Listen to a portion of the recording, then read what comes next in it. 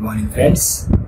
In today's lecture, we are going to study about different types of partners. In the previous lecture, we have referred to different types of partnership. In the previous lecture, we have seen that partnership दो basis पे divide होंगी, एक तो duration के base पे और एक type of business, extent of business. Under duration, we have seen that partnership will be partnership by will, at will. मर्जी चाहे जब तक आप चला सकते हो और आपकी जब मर्जी आए आप डिसोल्यूशन के लिए नोटिस दे सकते हो and you can dissolve the partnership. Second one was partnership for a fixed tenure, for a fixed period. एक स्पेसिफिक पीरियड के लिए फॉर्म ऑफ पार्टनरशिप. और एक्सटेंट ऑफ बिजनेस में we have seen के partnership will be divided again in two type. Particular partnership, that is a partnership for a specific business. As soon as the business is completed, the partnership will get dissolved. And second one is a general partnership. That means the partnership will be carried on for any business year after year. Specific business नहीं रहेगा, general business रहेगा, and partners will have independence to change the business also in that category. That is called as a general partnership. Today we are going to study about different types of partners. On your screen you can refer that कि partners जो है वो कितने types के हो सकते हैं. First is an active, ostensible, or he is also called as an actual or working partner. Active partner जो एक्टिव है बिजनेस के अंदर, जो वर्क कर रहा है, जो काम कर रहा है, will be called as an active partner. Second one is a nominal partner, is also called as a namesake partner, जो सिर्फ अपना नाम देगा पार्टनरशिप फॉर्म को. Then there is a sub partner. ये सब पार्टनर को subsequent lectures में in detail we are going to refer who is actually a sub partner. Then there is a outgoing partner. The partner who retires from a partnership firm will be called as a outgoing partner. Then there is a sleeping partner, जो active partner का उल्टा है. Sleeping partner means who will not actively participate in the business. He is also called as a dormant partner.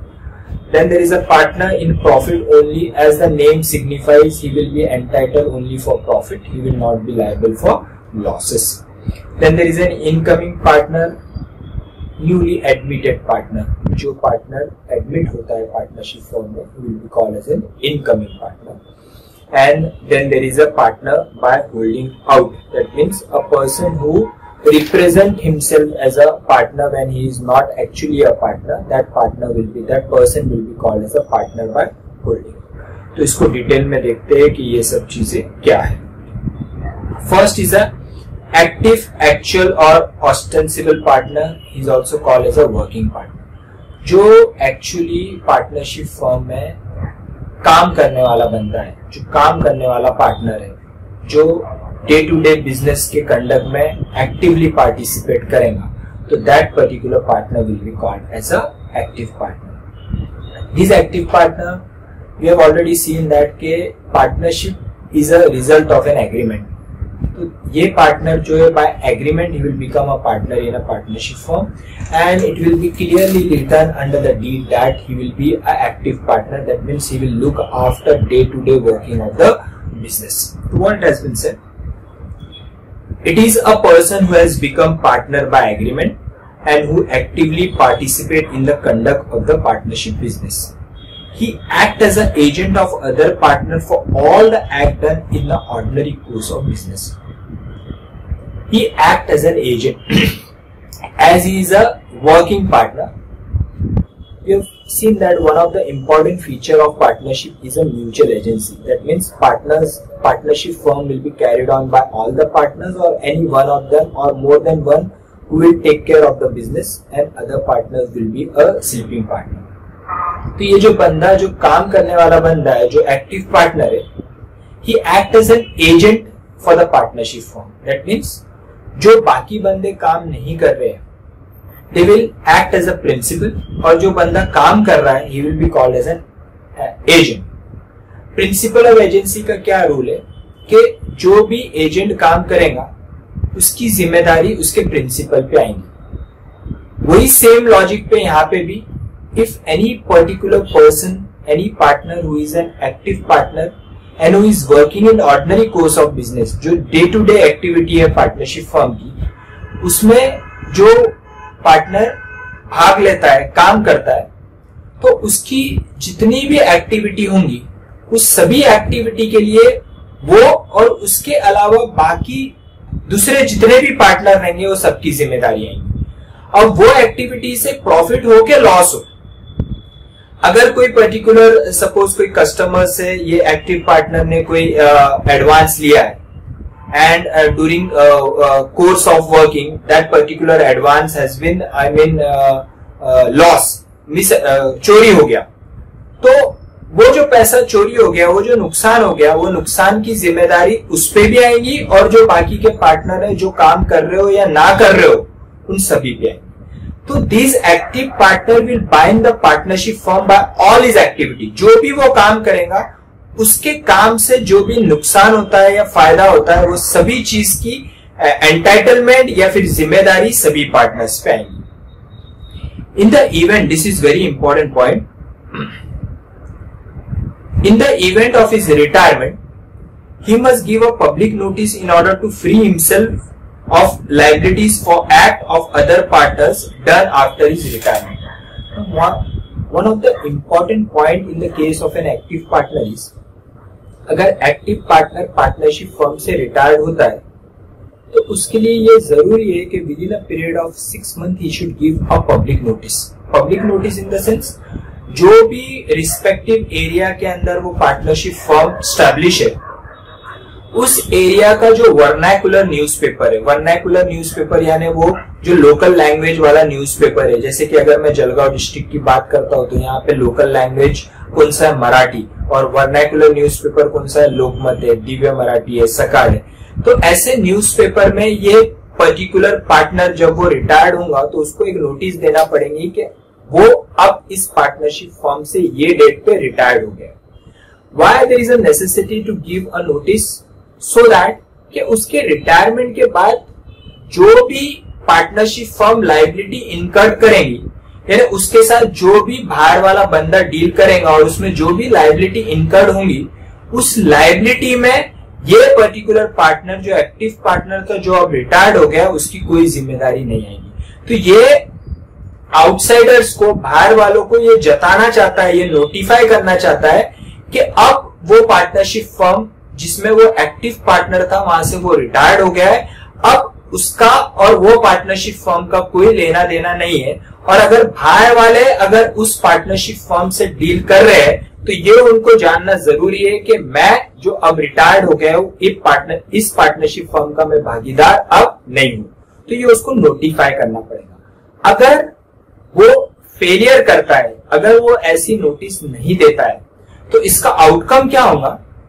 कि even after his retirement अगर कोई भी liability partnership firm incurred कर दिए जो उसके नॉलेज में है या नहीं है, वो सभी लायबिलिटी की जिम्मेदारी भी इस पार्टनर पे आएंगी जो अब रिटायर्ड हो गया है। जैसे कि अगर मैं कोई पार्टनरशिप फर्म में पार्टनर हूं जो आज की तारीख में मैं रिटायर्ड हो गया, तो मुझे with in a period of 6 months एक पब्लिक नोटिस देना, जब मैं नहीं देता हूं, नोटिस नहीं देता हूं, तो आज के बाद अगर पार्टनरशिप फर्म कोई भी थर्ड पार्टी के साथ लायबिलिटी इनकर्ड करता है, थर्ड पार्टी से माल ले लिया और उनको पैसा देना बाकी है और वो अब पार्टनरशिप फर्म पैसा नहीं दे रहा है, तो सामने वाले ने पार्टनरशिप फर्म पे कोई केस फाइल किया, तो वो जो लायबिलिटी है वो लायबिलिटी मेरे पे भी आएंगी क्योंकि मैंने पब्लिक नोटिस नहीं दिया है। तो what is important in the case of an active partner is कि if you get retired you should give a public notice, you should inform all the outsiders so that the outsider should get aware that he is no more a part of that particular partnership firm।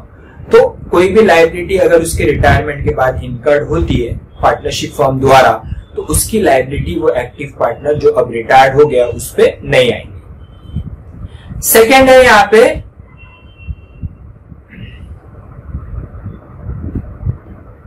Sleeping और a dormant partner.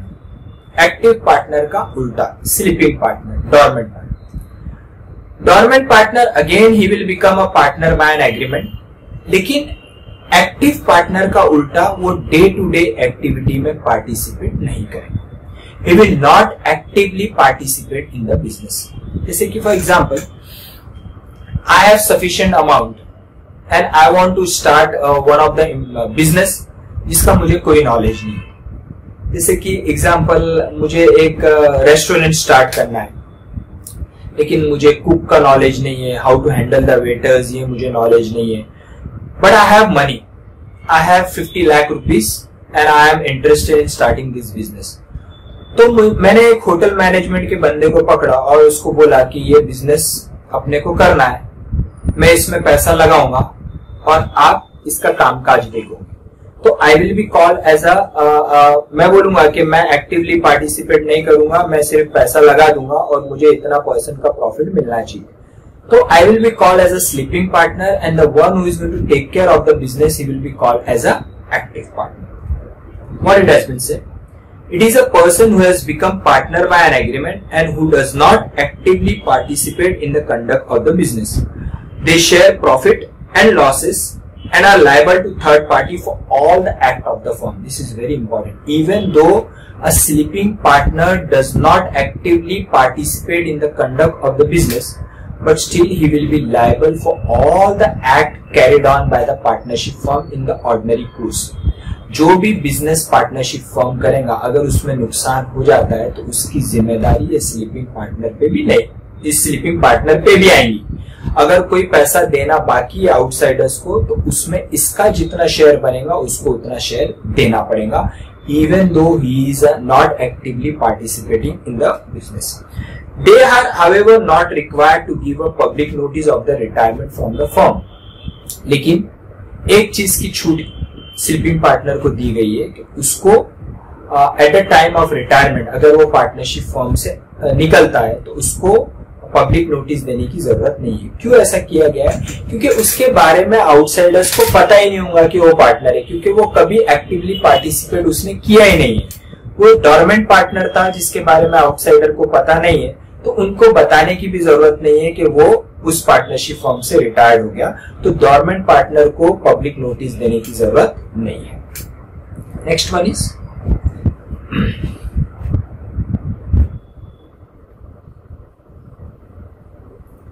Nominal partner. Nominal partner का meaning है name सेक partner. Name सेक partner means वो एक partnership firm को सिर्फ अपना नाम देगा, उस पार्टनरशिप फर्म से ना उसको कुछ प्रॉफिट का शेयर मिलेगा, ना कुछ वो इन्वेस्टमेंट करेगा. अब ये क्वेश्चन अराइज होता है कि ऐसा पर्सन क्यों करेगा.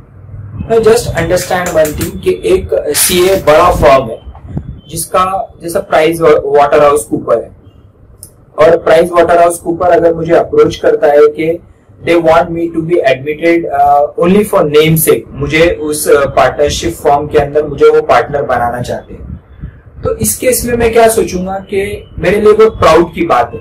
लेकिन प्राइस वाटर हाउस कूपर क्या बोलता है कि हम ना आपसे कुछ पैसा लेंगे, ना हम आपको कोई प्रॉफिट का शेयर देंगे, सिर्फ हम चाहते हैं कि हमारे फर्म के नंबर ऑफ पार्टनर्स इंक्रीज हो, इसीलिए हम आपको एज अ पार्टनर लेना चाहते हैं. आपको कोई इन्वेस्टमेंट करने की जरूरत नहीं है और हम हमारे प्रॉफिट का शेयर भी आपको नहीं देंगे. तो मैं क्या सोचता हूँ कि ठीक है, मुझे प्रॉफिट का शेयर मिलने वाला नहीं है, लेकिन दो द नेम से मैं प्राउडली किसी और को बता सकता हूं कि मैं प्राइस वाटर हाउस कूपर का पार्टनर हूं. तो इसमें क्या होगा कि मेरा फायदा ऐसा कुछ नहीं है, मेरा फायदा इनडायरेक्टली है. मैं विजिटिंग कार्ड बना सकता हूं और मैं किसी को बता सकता हूं कि मैं प्राइस वाटर हाउस कूपर का पार्टनर हूं. दो मैं बिहाइंड द कर्टन हूं, मेरा कोई एज सच उसमें कोई स्टेक नहीं है, लेकिन फिर भी मेरे लिए प्राउड की बात है कि मैं आउटसाइड वर्ल्ड को एज प्राउडली बता सकता हूं कि मैं इस पार्टनरशिप फर्म का पार्टनर हूं. तो ऐसे पर्सन को you will call it as a nominal partner. लेकिन एक चीज इंपॉर्टेंट है कि इवन दो वो इन्वेस्टमेंट नहीं करेगा, उसको प्रॉफिट का शेयर नहीं मिलेगा, लेकिन अगर वो पार्टनरशिप फर्म की कोई लायबिलिटी इनकर्ड होती है और उसमें अगर ये पर्टिकुलर नॉमिनल पार्टनर का जिम्मेदारी आता है तो उसको पैसा देना पड़ेगा. यानी nominal partner will be responsible for the liability of that particular partnership firm, even though उस पार्टनरशिप फर्म में उसने कोई इन्वेस्टमेंट नहीं है, उसको कोई उसका शेयर नहीं मिल रहा है. क्या बोल रहा है? A person who lend his name, जो पर्सन अपना सिर्फ नाम दे रहा है, name to the firm, without having any real interest in it, he will be called as a nominal partner. He is not entitled to share the profit of the firm. Neither he invests in the firm nor take part in the conduct of the business. कुछ भी नहीं करेगा, सिर्फ अपना नाम दिया है वो पार्टनरशिप को.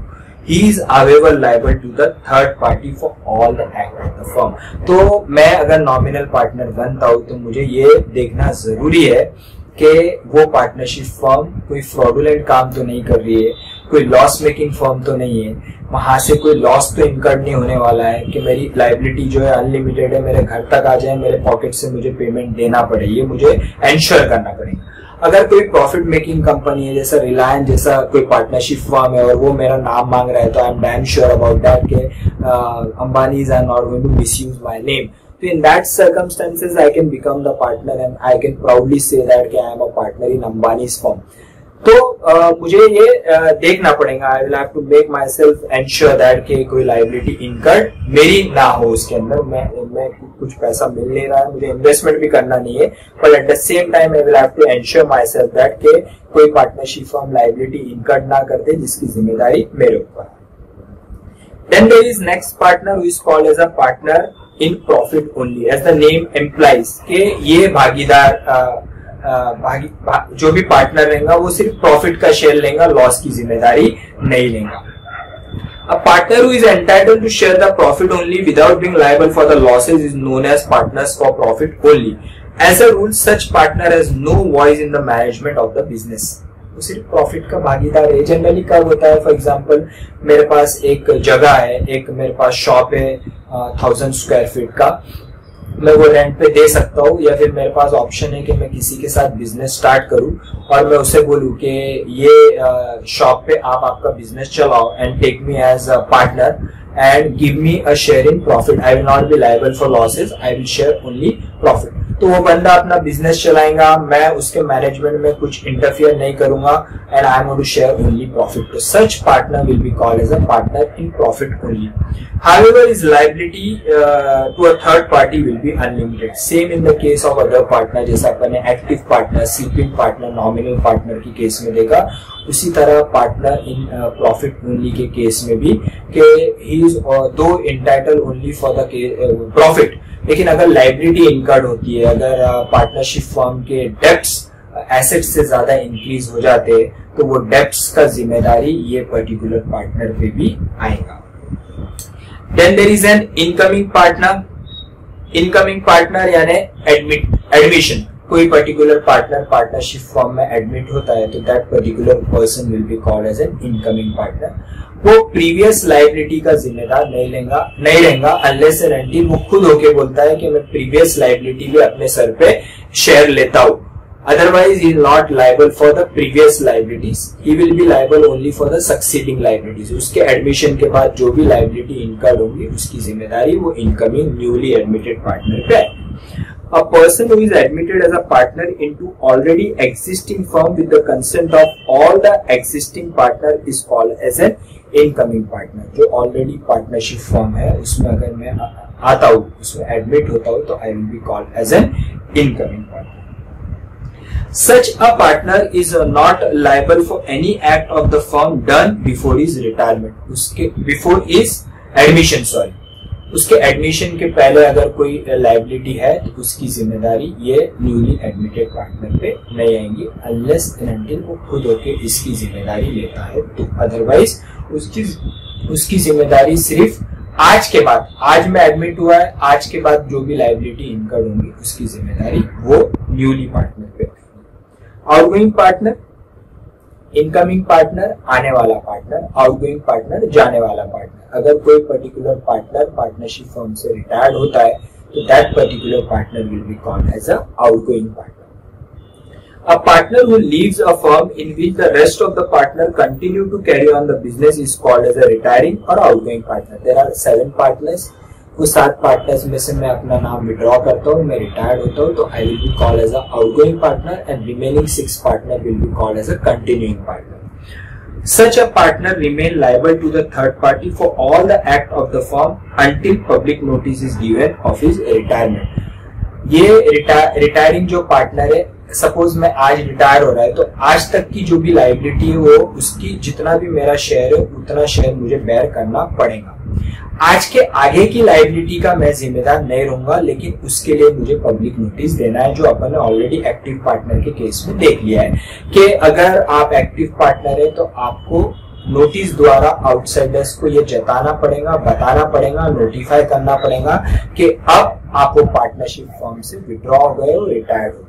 अगर आप ऐसी पब्लिक नोटिस नहीं देते हो तो ये आउटगोइंग पार्टनर जो ऑलरेडी रिटायर्ड हो गया है, लेकिन रिटायरमेंट के बाद भी अगर पार्टनरशिप फर्म कोई लायबिलिटी इनकर कर दिए तो वो लायबिलिटी की भी जिम्मेदारी ये आउटगोइंग पार्टनर पे आएगी। तो इससे छुटकारा पाने के लिए सबसे अच्छा सोल्यूशन क्या है कि उसको पब्लिक नोटिस देना है, न्यूज़पेपर के अंदर उसको नोटिस देना और इन्फॉर्म करना है सभी बाहर वालों को कि अभी वो पार्टनरशिप फर्म का भागीदार नहीं है। Next one is a partner by holding out. This is very interesting. Section 28. Partner by holding out, he is also called as a partner by stopper. Partner by holding out का meaning क्या है कि suppose Jawahar sir, पदम sir, करण sir एक MB Jawahar academy के partner है, मैं उन लोगों का पार्टनर नहीं हूँ, मैं आउटसाइड हूँ। अब suppose 4 of us are sitting on one platform, वो 3 पार्टनर और मैं भी वो पार्टनर्स के साथ एक प्लेटफॉर्म पे बैठा हूं और आप सभी लोगों के सामने मैं अपने आप को रिप्रेजेंट करता हूं कि मैं भी वो पार्टनरशिप फर्म का एज अ पार्टनर हूं। यानी मैं अपने आप की बॉडी लैंग्वेज से या फिर मेरे बोलचाल से आप लोगों को ऐसा लगता है कि मैं भी वो पार्टनरशिप फर्म का पार्टनर हूं। और बाकी के ये 3 लोग जवाहर सर, पदम सर और करण सर इंटरफियर नहीं करते, वो आप लोगों को क्लियर बताते भी नहीं है कि मैं जो बोल रहा हूँ वो गलत है या फिर मैं उनका फ्रेंड हूं लेकिन पार्टनर नहीं हूं, उन्होंने ऐसा नहीं बताया।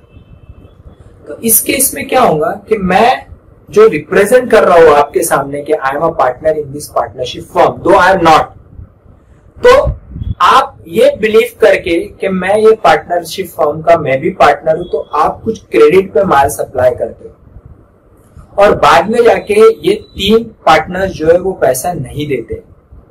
तो जिसने ये रिप्रेजेंटेशन पे, मेरे रिप्रेजेंटेशन पे इस पार्टनरशिप फर्म को उधारी में माल सप्लाई किया है और बाद में पार्टनरशिप फर्म, ये जो पार्टनरशिप फर्म है वो पैसा नहीं देता है, तो you are entitled to file a case even on me. आप उन तीनों के अलावा मेरे पे भी केस फाइल कर सकते हो क्योंकि मैंने ऐसा रॉन्ग रिप्रेजेंटेशन दिया था, तो मैं बोला जाऊंगा पार्टनर बाय होल्डिंग आउट। तो ये रिप्रेजेंटेशन किसने देना चाहिए? ये जरूरी नहीं है कि रिप्रेजेंटेशन सिर्फ मैंने देना चाहिए। इवन दो मैं उन लोगों के साथ बैठा हूं, सपोज वो तीनों के साथ मैं बैठा हूं और वो लोग रिप्रेजेंट ऐसा करते हैं मुझे कि मैं भी उन पार्टनरशिप फर्म का पार्टनर हूं व्हेन आई एम नॉट।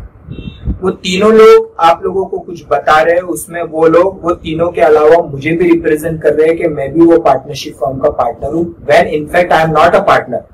तो मैंने इंटरफियर करना चाहिए। वो अगर रिप्रेजेंटेशन दे रहे तो मैंने रिप्रेजेंट करना, मैंने आप लोगों को बताना चाहिए कि मैं इन लोगों का दोस्त हूं लेकिन पार्टनर नहीं हूं, ताकि ये क्लैरिटी आ सके कि अगर आपको उस पार्टनरशिप फर्म से डील करना है तो आपको क्लियरली पता होना चाहिए कि मैं उन लोगों का एज अ फ्रेंड हूं लेकिन पार्टनर नहीं हूं। तो रिप्रेजेंटेशन या तो वो कर रहे हैं या तो मैं कर रहा हूं और आप लोग ये बिलीव पे कि मैं भी वो पार्टनरशिप फर्म में पार्टनर हूं, आप क्रेडिट पे कुछ माल सप्लाई करते हो, लायबिलिटी इनकर्ड हो जाती है, लायबिलिटी डिस्चार्ज पार्टनरशिप फर्म अगर नहीं कर रही है तो उसकी जिम्मेदारी मेरे पे भी आएगी, because I will be called as a partner by holding out. Will refer what that do. If a person represent to the outside world, यानी सामने वाले के सामने अगर मैं रिप्रेजेंट कर रहा हूं बाय वर्ड स्पोकन और written or by his conduct, body language, that he is a partner in a certain partnership firm, he is then stopped from denying his being a partner. Stop from denying being a partner का meaning क्या है? अगर बाद में जाके liability incurred होती है तो then I cannot refuse that कि मैं पार्टनर नहीं हूं। लेकिन केस कौन फाइल कर सकता है? जिसके सामने मैंने रिप्रेजेंटेशन दिया है। अब लायबिलिटी इनकर्ड हो गई, अब मुझे पता चला यार ये तो लायबिलिटी इनकर्ड हो गई, अब मैं उससे छुटकारा पाना चाहता हूं, तो मैं I cannot stop, I cannot deny. अब मैं नहीं बोल सकता हूं कि मैं पार्टनर नहीं हूं।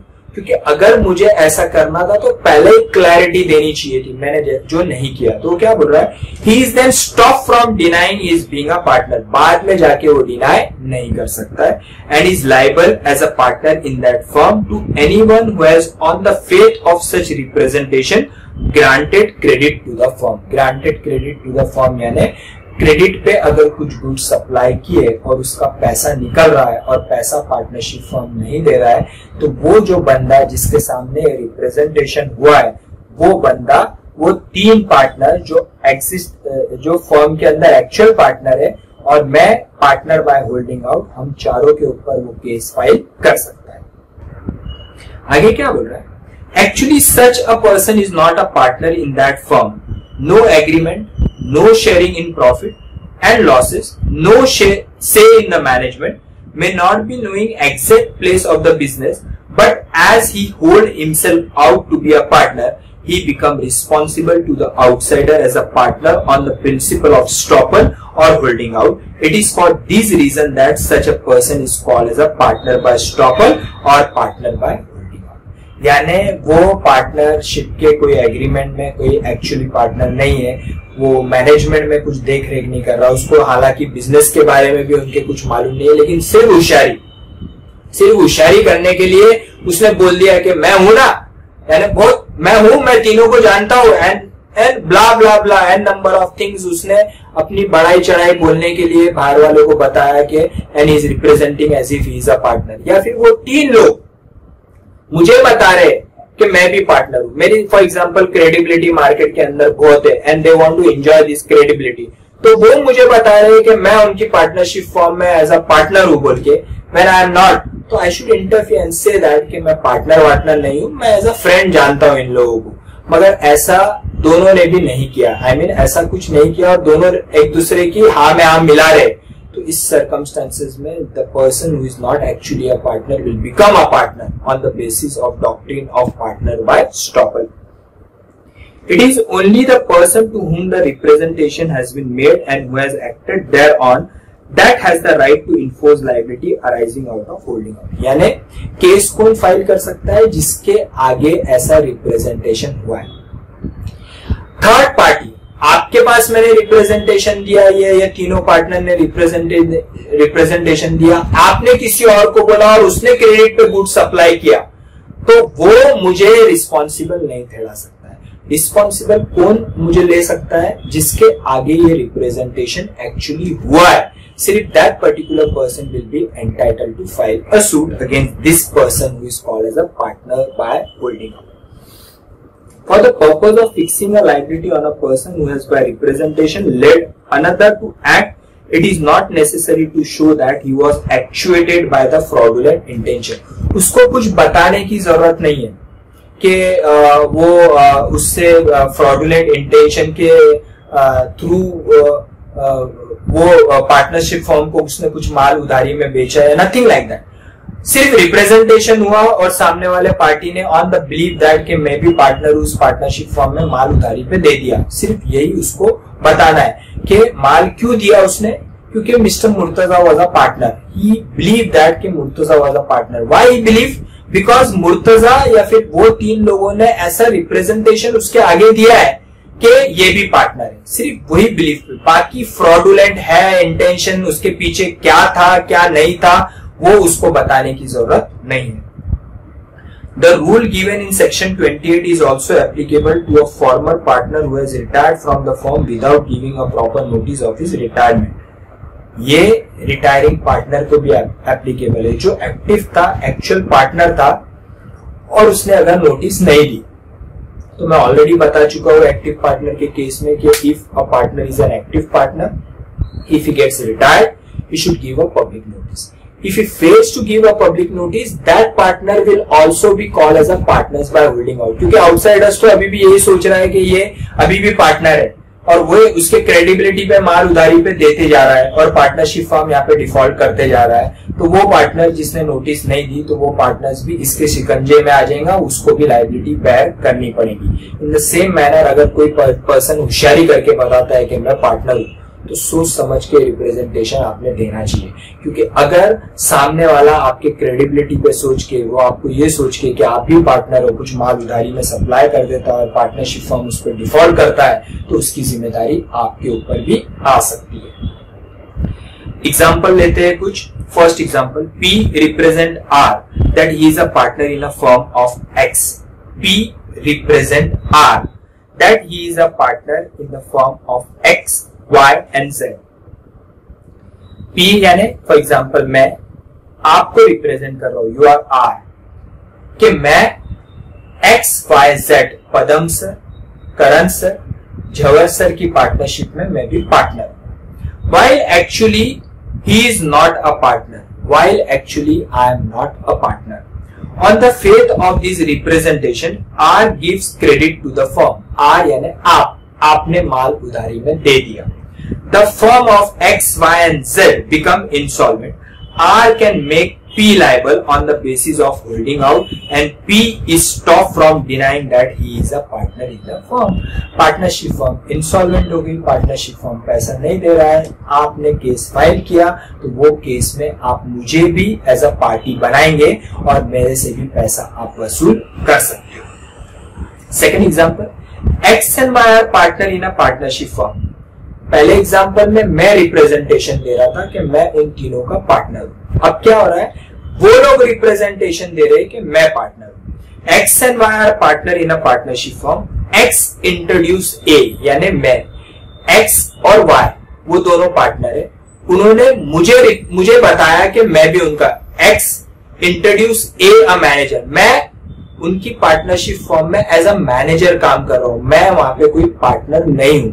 मगर हुआ क्या, एक पार्टनर ने मुझे इंट्रोड्यूस किस तरीके से कराया, X introduce A a manager as is partner to Z।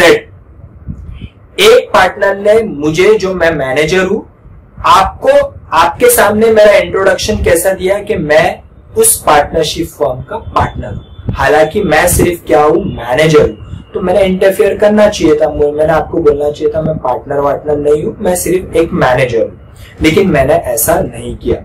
A remained silent. Z, a trader, believing A partner, supplied 100 TV set to the firm on credit. After expiry of credit period, Z did not get an amount of TV sets sold to the partnership firm. Z filed a suit against X as well as A, यानी मैं, for the recovery of the price. Here in the given case, A, the manager, is also liable for the price because he become partner by he become a partner by holding out. तो अगर कोई particular person किसी partnership firm का representation देता है, किसी outsider को representation देता हो कि मैं उस पार्टनरशिप फर्म का पार्टनर, उनके सामने रिप्रेजेंटेशन देता हूँ और वो लोग चुपचाप रहते हैं, दे कीप देमसेल्फ क्वाइट, वो कुछ इंटरफियर नहीं करते, तो outsider will believe me as a partner और मेरी जिम्मेदारी किस तरीके से आ जाएगी, as a partner by holding out. So these are the different partners. Active partner, who is also called as an ostensible partner, actual partner, working partner. Second one is a sleeping partner, dormant partner. Third one is a nominal partner. Fourth one is partner by partner in profit only. Partner in profit only. Then there is an incoming partner, admitted partner. Next one is an outgoing partner, retiring partner, and last one, seventh one is partner by holding out. Hope you have understood the concept. Still any doubt? Please speak.